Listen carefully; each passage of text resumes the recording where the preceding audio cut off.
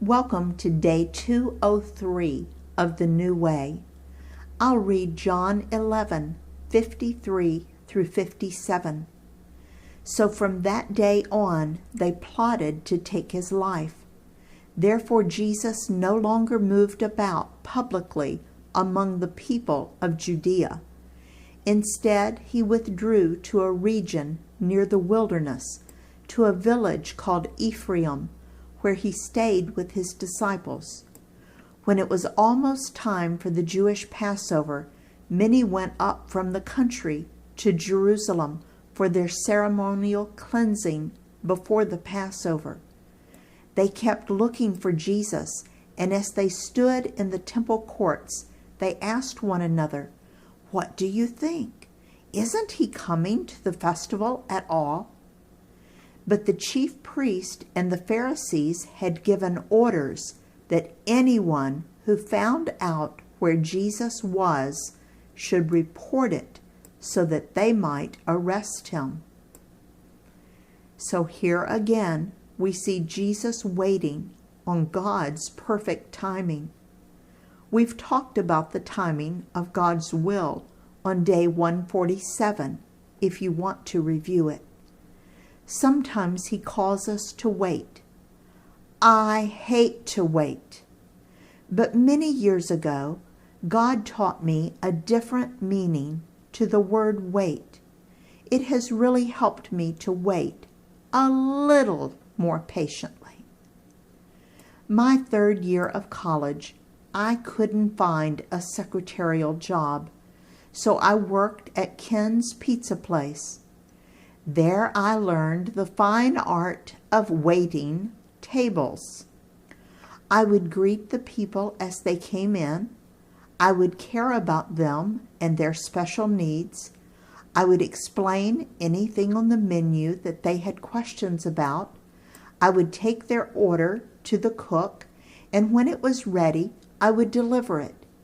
In the meantime, I was filling their drinks, making their salads, and making sure that they were taken care of until their order arrived. Once their order arrived, I checked back with them to make sure they were happy, took care of their needs, and waved goodbye when they left. Now, is there a difference in that kind of waiting and waiting for something or someone? I believe the key to successful waiting is found by combining the two. While I was waiting for a husband, there were things that I needed to be doing to prepare myself to be a good wife. I already knew how to cook and care for a home, but I needed to learn how to handle my finances, deal with my many moods, learn to handle responsibility, get my education, and determine God's direction for ministry, as well as many, many, many other things. While I was waiting for God to provide us with children, 7 years of waiting, there were things that I needed to be busy about. I needed to spend time with other people's children to learn the art of child rearing. I needed to read some books. I needed to make sure I was in the center of God's will for me. I needed to change my diet to a healthy one. I needed to spend time in prayer and Bible study to make sure my heart was tuned to the one who could guide me through parenting, etc., etc., etc.